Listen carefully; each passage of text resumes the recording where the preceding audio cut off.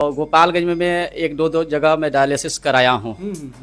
लेकिन जो सुविधा हमको गैलेक्सी हॉस्पिटल में मिला है वो कहीं किसी भी गोपालगंज के डायलिसिस सेंटर पे नहीं मिला है। एक जगह और भी करैले रहनी तो वजह से एथी मतलब एजा बढ़िया बा। एजी रहुआ बेहतर लागत है ना। 2 महीना से एजा करावता। आईसीयू में मूल रूप से कवना मरीज लोग के रखल जाला? आईसीयू में गंभीर बीमारी जेकरा बाटे खाली जान जगह होला कि ना जान बचावे के बा ये टाइप के लोग के रखा जाला। डॉक्टर साहब हई मरीज यहाँ के बानी, यहाँ के लगभग ठीक हो चुकल बानी, ठीक नु? अब गए यहाँ के बातचीत करत रहने का भइल रहा यहाँ? इनको हार्ट अटैक आया था जी छाती में दर्द था जी। हमारे पास आई तो हमारे पास थोड़ा सा लेट है, थोड़ा सा और पहले आती तो थोड़ा और बेटर रिजल्ट होता। मरीज उस वक्त मरीज बन जाता है जब उसके पास ये रोकड़ा नहीं होता है। बिल्कुल बेहतरीन बात को। और ये लोग उसकी मजबूरी समझते हैं। तो जो लोग इसकी भी मजबूरी समझ लेते हैं ना वही डॉक्टर होता है। चले फिलहाल हमनी के मौजूदगी बाटे गोपालगंज में कमला राय कॉलेज हटे ने आईवी के ठीक सामने आ नारायणी हीरो के जौन एजेंसी बाटे ओकरा ठीक साइड में ई बाटे गैलेक्सी इमरजेंसी हॉस्पिटल। रउआ सबे देख रहल बानी, एनकारी देख सकता नहीं, आयुष्मान कार्ड वगैरह से भी मुफ्त में एमेजॉन बाटे ऑपरेशन वगैरह हो जाला।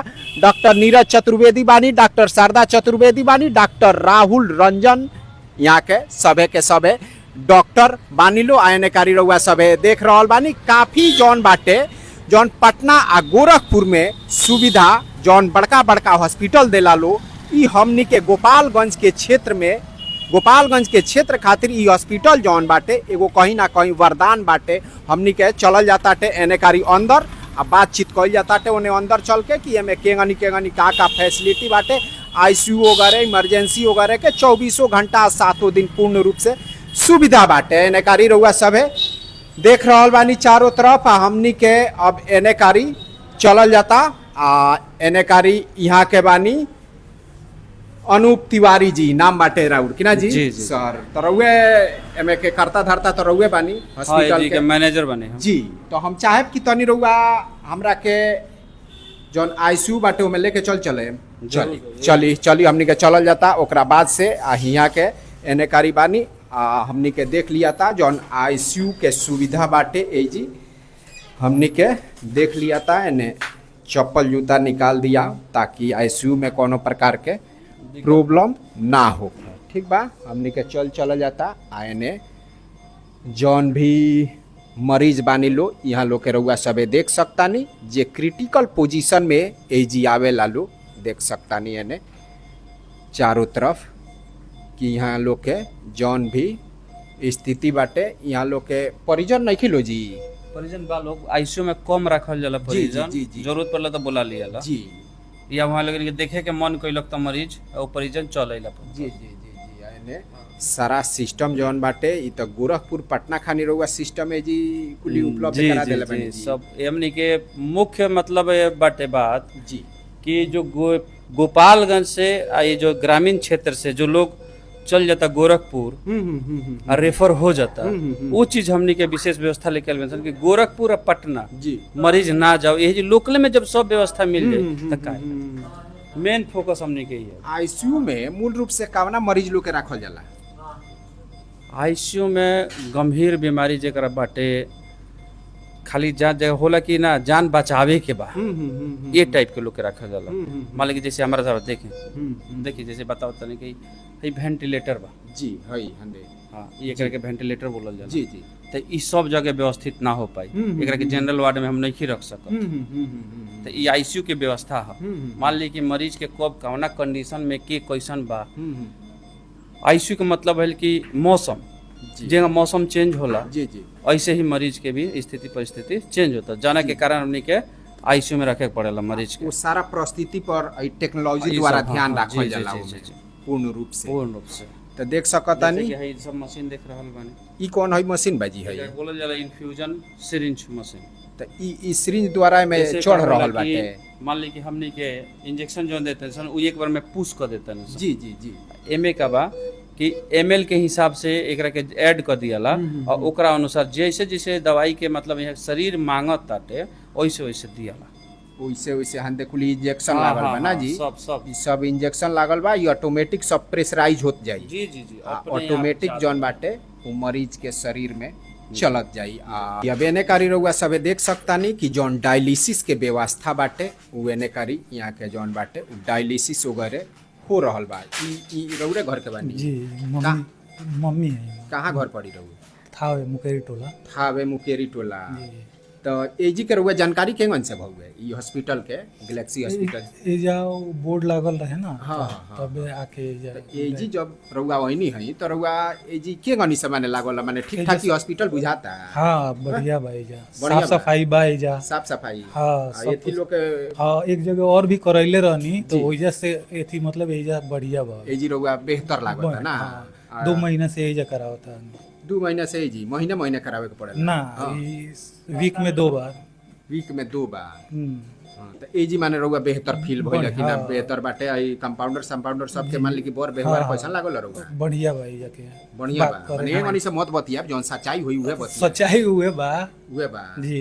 पैसा मिले लोग सब ना, ना। पैसा मिले ना, ना, ऐसा कुछ नहीं चाहिए। हाँ, जौन बात बाटे उहे बताए तो जे सामने वाला बाटे उ मान ली कि एजी पर व्यवस्था ठीक बाटे, बढ़िया आगे बा। वाला भी आदमी आ सकता। आ सकता है।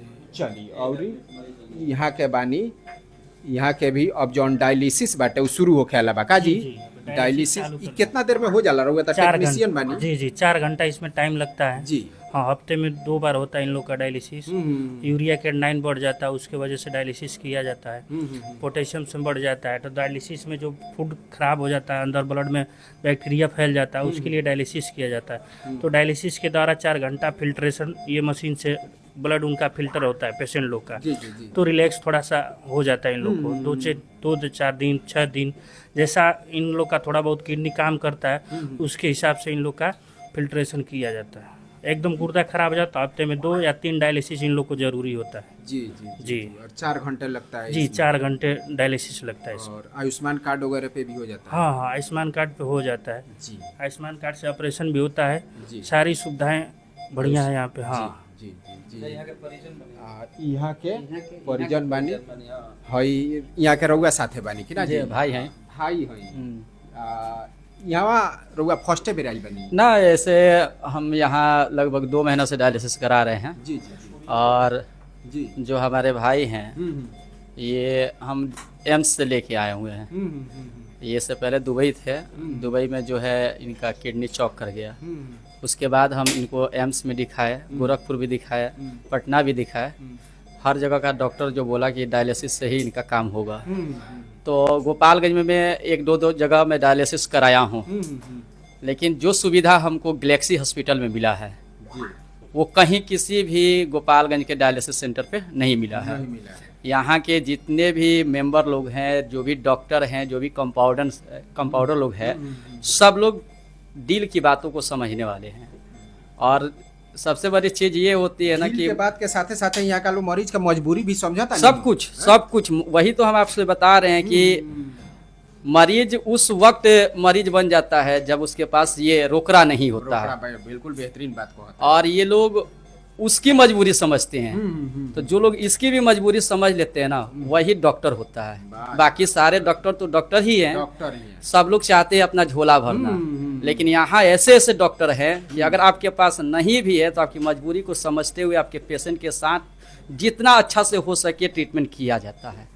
सब पैसा के माने ना कोनो ध्यान नहीं किए, कोनो इंसानियत के रिश्ता इंसान से निभावल जा। इंसानियत बा जा। डॉक्टर साहब जे भी ये हॉस्पिटल खोल बा, जे भी एक फाउंडर बा, हम उनका के धन्यवाद देता नहीं। ये दिए कि मरीज के भावना की लोग समझता है जा। और भावना कोनो भी चीज अगर आप रउआ हमार भावना समझे, राउर भावना हम समझे, तबे ये दुनिया चली। बिल्कुल बिल्कुल। आई हॉस्पिटल वो ई भावने पर चलता है, व्यवहार पर चलता, सब लोग आवता, सारा मरीज खुश होके जाला। वाह जी वाह वाह वाह, का बात तो देख रहल बानी। यहाँ के तो गैलेक्सी हॉस्पिटल नाम हटा के हमरा बुझाता कि भावना हॉस्पिटल रख देवे के चाहिए, कि भावना आके इंसान के एक दूसरा के दुख दर्द जे समझेला ओकरा के भावना कहल जाला। बिल्कुल बेहतरीन ढंग से आ यहाँ के देख रहल बानी। अब डायलिसिस शुरू होके जा रहल बाटे। आ एने कारी जौन बाटे आईसीयू के जे भी मरीज बाटे रउआ सबे देख रहल बानी। चलिए अब जौन डॉक्टर साहब बानी ए जी पहुँच चुकल बानी। डॉक्टर साहब तनी हम चाहे कि रउआ अपन एगो छूट परिचय दे दी हमरा दर्शक लोग के। हमारा नाम डॉक्टर नीरज चतुर्वेदी है जी। हम MD anaesthesia and critical care पे जी। डॉक्टर साहब हई मरीज यहाँ के बानी यहाँ के लगभग ठीक हो चुकल बानी ठीक नु अब गए यहाँ के बातचीत करत रहे का भइल रहा यहाँ के इनको हार्ट अटैक आया था, जी छाती में दर्द था, जी हमारे पास आई तो हमारे पास थोड़ा सा लेट है, थोड़ा सा और पहले आती तो थोड़ा और बेटर रिजल्ट होता। तो लगभग 2 घंटे बाद ही छाती दर्द स्टार्ट हुआ था। तो हम लोग इनको थ्रोम्बोलाइसिस एक प्रक्रिया है जिसमें जो खून के थक्का बन जाला, जी जी जी हाँ तो ब्लॉक हो जाला, तो ओकरा के तुरे खातिर दवाई दिहल जाला तो खुल जाला।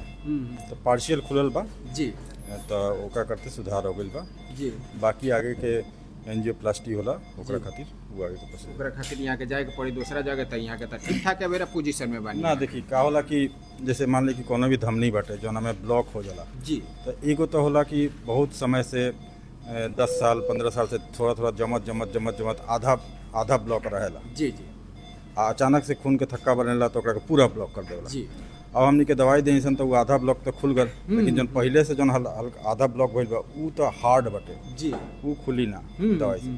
तो ओकरा खातिर फिर स्टेंट लगा दिया जाला। जी। तो ऊ बात के प्रक्रिया जी ना तो ढेर लोग जो अफोर्ड ना कर पाएला जी जी वो अपन दवाई पे भी चलत रहेला। जी। ठीक है तो डॉक्टर साहब गैलेक्सी हॉस्पिटल में रहुआ लगे कौना कौना रोग से जुड़ल मरीज जौन बाड़े उ आ जास एगो तो इमरजेंसी पड़ले बा कोनो भी प्रकार के इमरजेंसी हो ठीक बा लेकिन औरी जौन ओपीटी वगैरह भी रहुआ तो देखत होके हाँ ये जी सर्जरी के हमने के ओपीडी चलला, जी डॉक्टर राहुल रंजन सर्जरी के हैं, जी ठीक है, गानी की डॉक्टर शारदा चतुर्वेदी हैं, जी ठीक है, मेडिसिन का हम देखते हैं। जी तो ये 3 विभाग ब्रॉडली हम लोग देख लेते जी ये जी तो पटना गोरखपुर में जौन भी सुविधा दिहल जा रहल बा ई रहुआ मान ली कि एगो छोट से शहर बाटे हमने के गोपालगंज जी सारा सुविधा रहुआ मुहैया करा देले बानी आईसीयू से लेके ने करी जौन एथी के बा किडनी खराब हो गए जौन डायलिसिस कइल जाला उ सब के सुविधा त जी बाटे कोनो प्रकार के मान ली कि प्रॉब्लम तो नहीं है। हाँ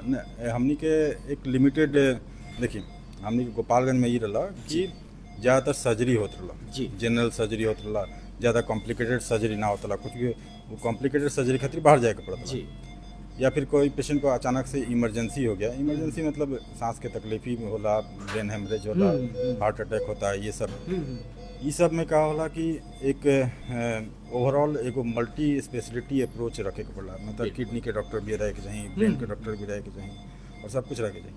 लेकिन वो जो केयर होता है ये जी अभी फ़िलहाल सारा doctor multi speciality hospital Gopalganj में नहीं है। जी तब मल्टी स्पेशलिटी गोपालगंज में नहीं है तो इमरजेंसी पेशेंट जौन भी जाला गोरखपुर वो हो सकता है रास्ता में ज़्यादातर केस खराब हो जाला, केस खराब हो जाला टाइम लगला के वजह से जी तो बहुत सारा लोग जो गोपालगंज से बिहार से जो बाहर गइल बा जी। अच्छा पढ़ल लिखल बा जी वो लोग बस ये कहला कि हमनी के गांव में रहनी सा और बाबूजी मर गए बस यही खातिर कि उसमें सुविधा ना जी, रहे। अभी हम हॉस्पिटल अभी वो लोग कहला कि हमारा लगे पैसा हो गइल बा अभी के समय रहती तो हमनी के जान बचा। जी तो वो केस पर ज़्यादा हमनी के फोकस करना चाहिए। क्या है कि एक क्या है ठीक है देखिए जैसे ई केस के ही सिंपली ले ली, हार्ट अटैक आइल बा, हार्ट अटैक आया उसका एक ही इलाज है स्टेंट का, स्टेंट लगाना और स्टेंट लगाने तक पहुंचाना के जो स्टेंट लगता है जी। वो लगता है आपका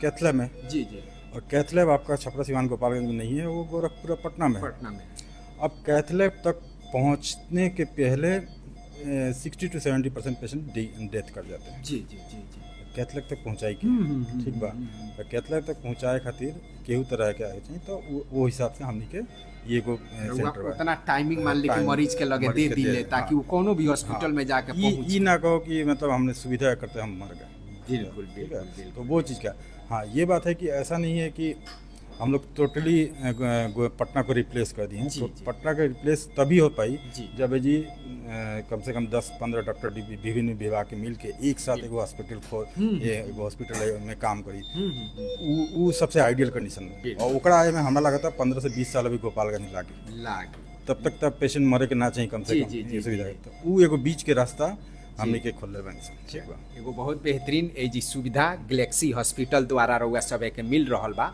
डॉक्टर साहब एजी बानी सभे के सभे बड़ा ही बेहतरीन तरीका से एजी अपना कार्य के अंजाम दे रहल बानी, अपना कर्तव्य के निभा रहल बानी लो। अगर रहुआ भी कोनो भी प्रकार के प्रॉब्लम क्रिएट होता स्वास्थ्य संबंधी या कोनो क्रिटिकल रउआ बीमारी बाटे या इमरजेंसी बाटे तो रउआ एक गैलेक्सी हॉस्पिटल में आ सकतानी कौन बिना कोनो संकोच के एजी आ सकता